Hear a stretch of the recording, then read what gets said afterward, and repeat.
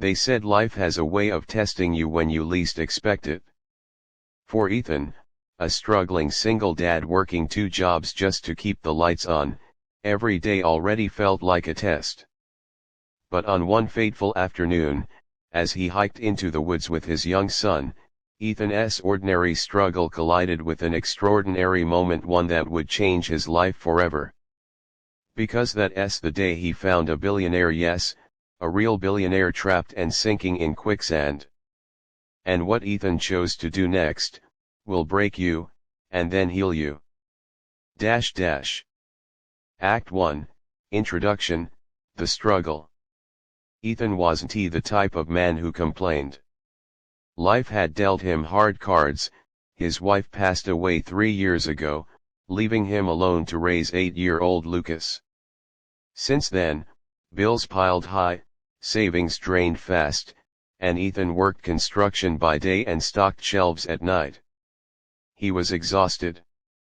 His shoes had holes, his car was barely running, and sometimes dinner was just bread with peanut butter. But through it all, Ethan's love for Lucas never wavered. "Dad," Lucas said one Saturday morning, tugging his sleeve, "can we go for a hike today? Just us, no work, no phones." Ethan looked at the stack of unpaid bills on the counter. He sighed. Then he looked at Lucas's hopeful eyes and forced a smile. "Yeah, buddy. Just us." Act 2, The Encounter. The forest was quiet, the autumn air crisp. Lucas ran ahead, chasing squirrels, laughing. For once, Ethan felt peace. But then, a faint cry echoed through the trees. "Help! Somebody please!" Ethan froze. Lucas stopped too. "Dad, did you hear that?" They followed the sound, and soon came to a clearing. What they saw made their hearts race. A man dressed in expensive outdoor gear, gold watch glinting on his wrist, was waist deep in quicksand, thrashing desperately. The more he moved, the faster he sank. "Please!" the man gasped, panic flooding his face.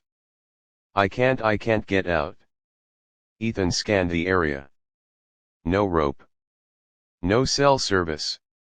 Just him, Lucas, and a stranger sinking to his death.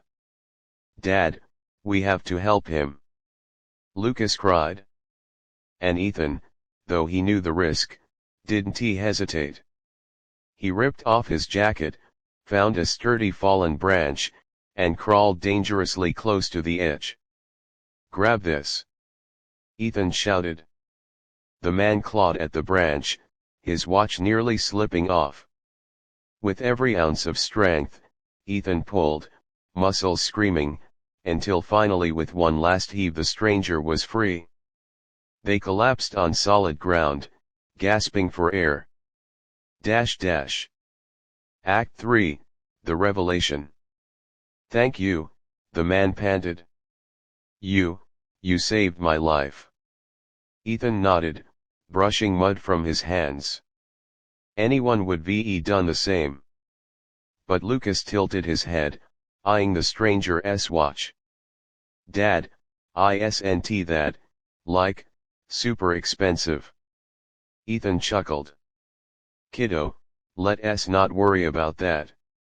The man, however, smiled faintly. "Your son's sharp." "Yes, it's expensive. Everything I wear is expensive. Because I'm, well, a billionaire." Ethan blinked. "A billionaire?" The man extended his hand. "Daniel Whitmore, CEO of Whitmore Enterprises." Ethan's jaw nearly dropped.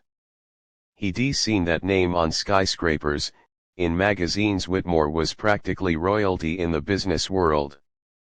But here he was, covered in mud, saved by a broke single dad. Act 4, The Conflict.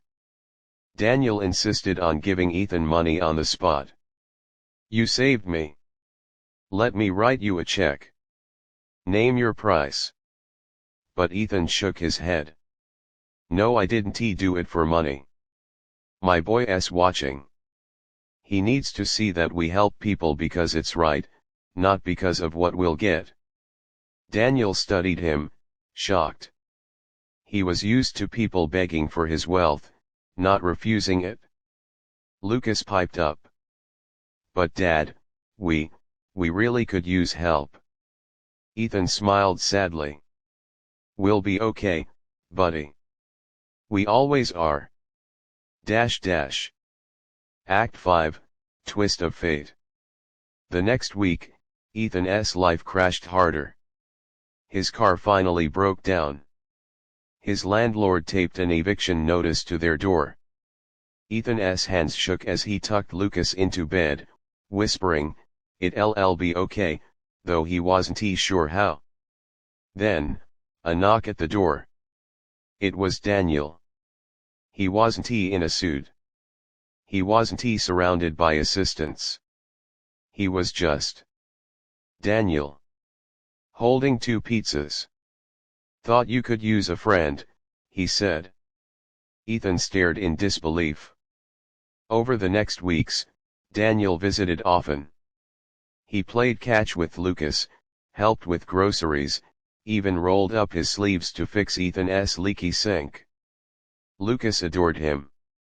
Dad, Mr. Daniel's like family.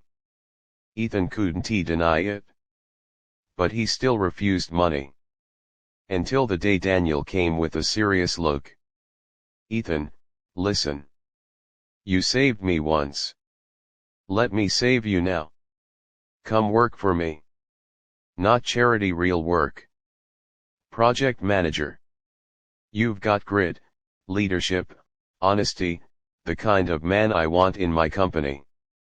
Ethan hesitated. He'd never worked in an office. He had no degree. But Daniel wouldn't take no for an answer. Act 6, The Emotional Climax. Months later, Ethan walked into his first real office wearing a suit Daniel bought him. Lucas held his hand proudly. Ethan had gone from nearly homeless to respected professional, because of one choice, to help a stranger in need. But the true breaking point came at the company's charity gala. Daniel stood on stage, telling the story of the man who saved his life. He pointed to Ethan. That man reminded me what money can't buy: courage, compassion, integrity. He didn't just rescue me from quicksand, he rescued me from myself. From living in a bubble where I thought money was everything. Today, he's not just my friend. He's my brother. The crowd stood, applauding, tears shining. Ethan held Lucas close, overwhelmed. Lucas whispered, "Dad, we really are gonna be okay." Ethan's throat tightened.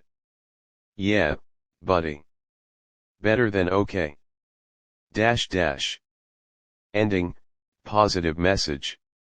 From that day forward, Ethan's life was transformed not because he saved a billionaire, but because he chose kindness when no one was watching. And Daniel, the billionaire who once thought he had everything, realized the greatest wealth is found not in possessions, but in people. Sometimes, the smallest act of humanity can ripple into a lifetime of change. And sometimes, saving someone else is exactly what saves you, too.